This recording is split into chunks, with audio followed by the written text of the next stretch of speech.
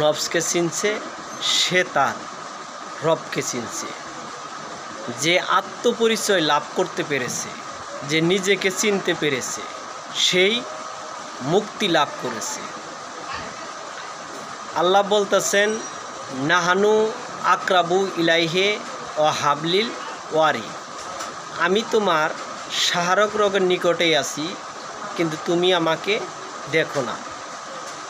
আল্লাহ আমার ভিতরেই আছে, কিন্তু আমরা তাহা দেখি না, আমরা তাহা দেখার চেষ্টাও করি না।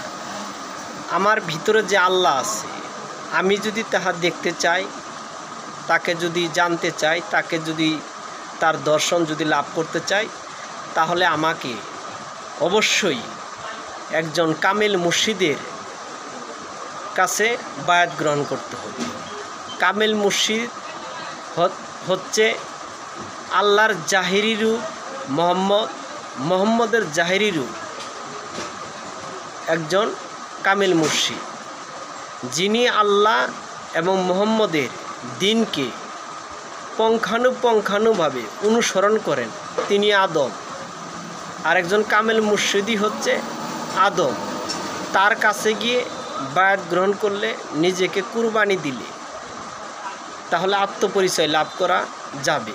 তিনি যে ধরনের শিক্ষা দেয়, সেগুলোর প্রতি কোনো প্রকার সন্দেহ পোষণ না করে তার কথা মতো চললে, তিনি যে ধরনের শিক্ষা দেয়, সেই আদেশগুলো মানলে আত্মপরিচয় লাভ করা যাবে।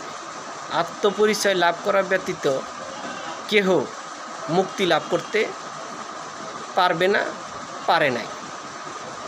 আপনারা যদি এই মোল্লার কাছে গিয়ে আত্মপরিচয় লাভ করার, আল্লাহর দর্শন পাওয়ার চেষ্টা করেন, আপনারা কখনোই পাবেন না।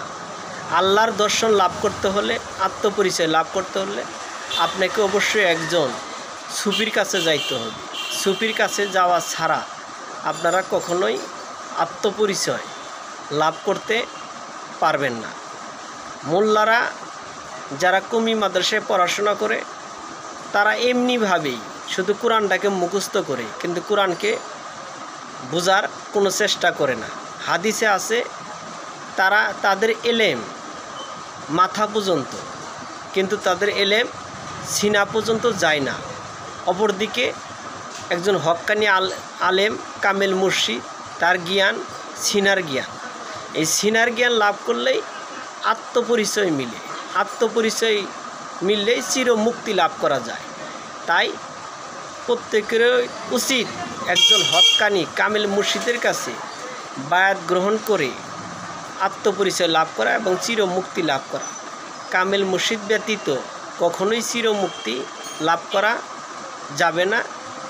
যদি চিরমুক্তি লাভ না হয়, তাহলে বারবার জন্ম গ্রহণ করে এই জাহান্নামে থাকতে হবে। মানুষের নবী যে হীরা গ ধ্যান করেছে, আসলে হীরা গ হইতেছে এই মানব দেহটাই। এই মানব দেহটাই হইতেছে হীরা গর অংশ। এখানেই ধ্যান করতে হবে, এখানেই মুর্শিদের কথা মতো আপন দেহের মাঝে রবের সুরত লাভ করতে হবে। রবের সুরত লাভ করতে